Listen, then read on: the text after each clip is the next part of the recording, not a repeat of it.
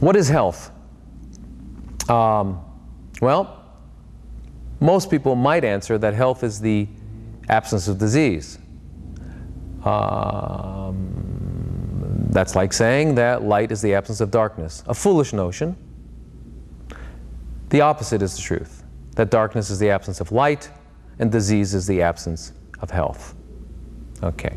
Now, in fact, health is not the absence of anything, but rather it is the presence of something. It is the presence of the ability to regenerate, rejuvenate, and to procreate. That's what health is. So health is the optimal functioning of the organism. Now, why would one say that? Why would that come up? How can that be true? Is that true? Well, let's remember that we are all part of this larger system called nature, and that nature is a perfect system.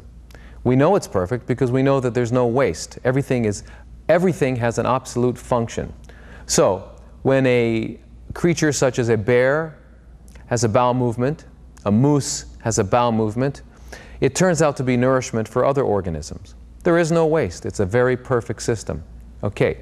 In order for this system to be perfect, every one of its constituent parts must function optimally, must function perfectly. Now, what are the parts of nature? Well, nature has 1 billion trillion eyes. It's got the eyes of a chipmunk. It's got the eyes of an eagle. It's got the eyes of a bass. It's got the eyes of a human.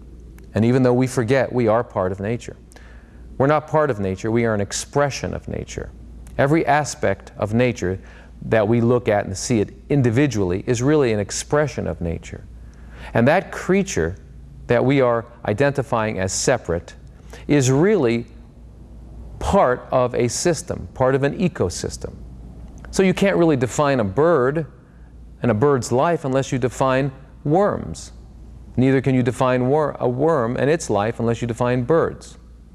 So that each creature exists in its niche.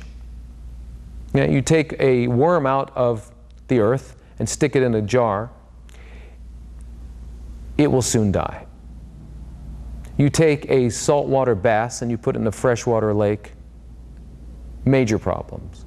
You take an eagle soaring on the cliffs with its incredible wingspans and you put it in a cave with bats, you've got problems.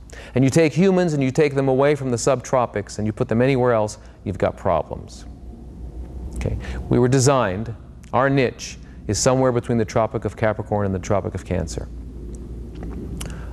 No wonder that people that live closer to the equator have minimal cancer, and the further you get away from the equator, the higher the incidence of cancer.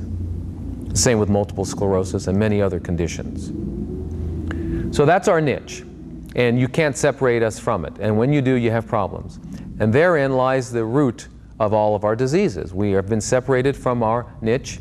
We have developed artificial dwellings, artificial lifestyles, and we have, in fact, look at us. We live in boxes, drive around in machines. We don't dare touch the earth with our feet unless under certain circumstances, like going to the beach, otherwise we're wearing shoes. So we are totally cut off from the rest of our environment, our niche. Okay? So,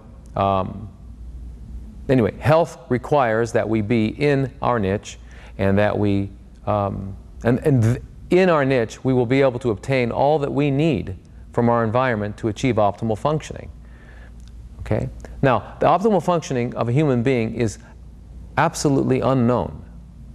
Absolutely unknown. We know what it is for most other creatures on the planet, but we have no idea what optimal functioning for a human is. You know, we know of people 120, 130, 140 years of age living, the Hunzas, Vilcabambam in Ecuador, Machu Picchu. We know that they can father children at the age of 100, 110. So, you know, and over here in America, we've got 30-year-olds asking me for Viagra. I mean, so clearly, we have no idea what optimal functioning is.